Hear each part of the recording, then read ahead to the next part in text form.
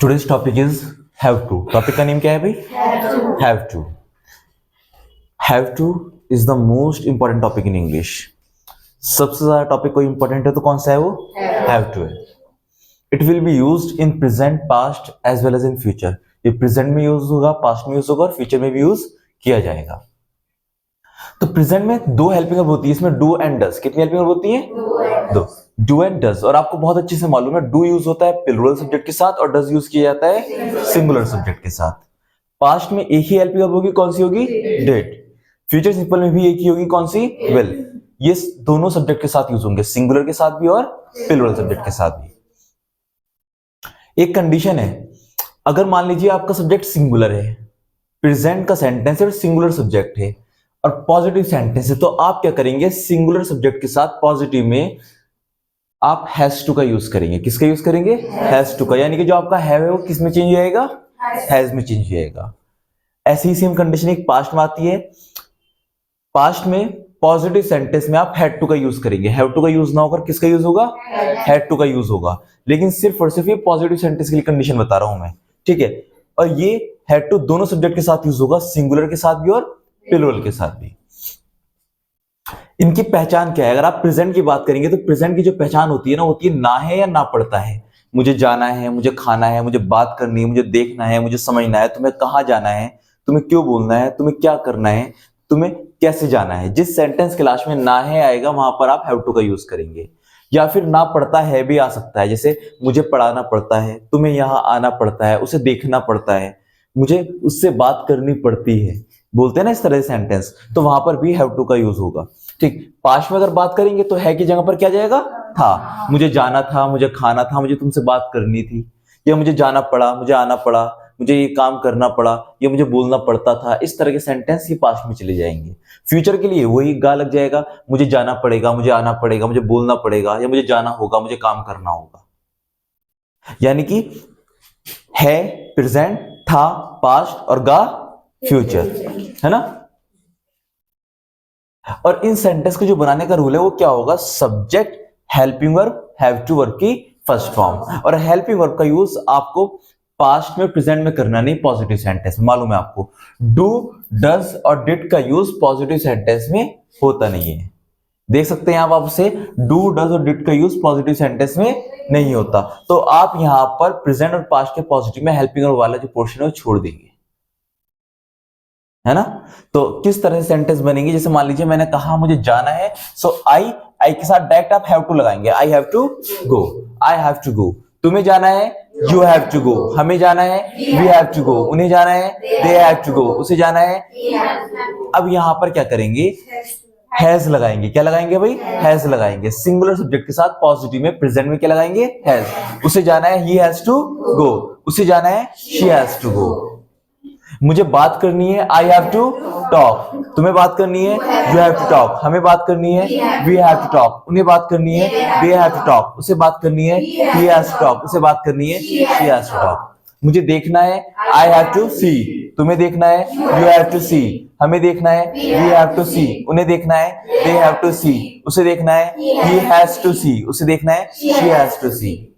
बोलना स्पीक। मुझे बोलना है, आई हैव टू स्पीक। तुम्हें बोलना है, यू हैव टू स्पीक। हमें बोलना है, वी हैव टू स्पीक। उन्हें बोलना है, दे हैव टू स्पीक। उसे बोलना है, ही हैज टू स्पीक। उसे बोलना है, शी हैज टू स्पीक। और अगर पास्ट में बनाएंगे तो पास्ट में भी डिड का यूज नहीं होगा, पॉजिटिव में आप हैड का यूज करेंगे। मुझे जाना था, आई हैड टू गो। तुम्हें जाना था, यू हैड टू गो। हमें जाना था, वी हैड टू गो। उन्हें जाना था, दे हैड टू गो। उसे जाना था, ही हैड टू गो। उसे जाना था, शी हैड टू गो। और फ्यूचर में बनाएंगे तो मुझे जाना होगा, I will have to go. अब फ्यूचर में देख सकते हैं आप, फ्यूचर में जो है ना हेल्पिंग वर्ब का यूज होगा।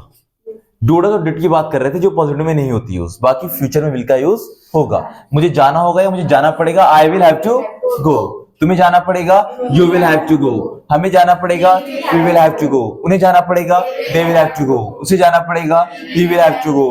उसे जाना पड़ेगा, she will have to go.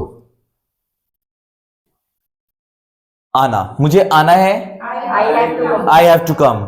तुम्हें आना है, यू हैव टू कम। हमें आना है, वी हैव टू कम। उन्हें आना है, दे हैव टू कम। उसे आना है, ही हैज टू कम। उसे आना है, शी हैज टू कम। मुझे आना था, I had to come. I had to come. तुम्हें आना था, यू हैड टू कम। हमें आना था, वी हैड टू कम। उन्हें आना था, दे हैड टू कम। उसे आना था, ही हैड टू कम। उसे आना था, शी हैड टू कम। मुझे आना पड़ेगा, I will have to come. तुम्हें आना पड़ेगा, you will have to come. हमें आना पड़ेगा, उन्हें आना पड़ेगा, उसे आना पड़ेगा, उसे आना पड़ेगा, she will have to come. अब जैसे ही नेगेटिव सेंटेंस बनाएंगे ना, तो नेगेटिव सेंटेंस में ये कंडीशंस खत्म हो जाएंगी। कौन सी वाली? हैज वाली और हैड वाली।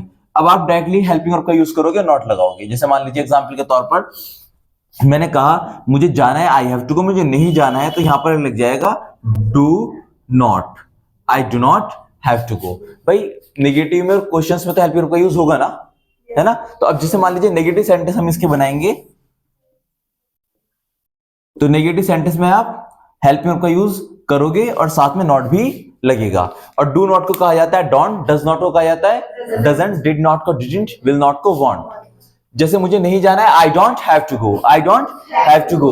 तुम्हें नहीं जाना है, you don't have to go. हमें नहीं जाना है, उन्हें नहीं जाना है, उसे नहीं जाना है, he doesn't have to go। उसे नहीं जाना है, she doesn't have to go। मुझे नहीं जाना था, I didn't have to go।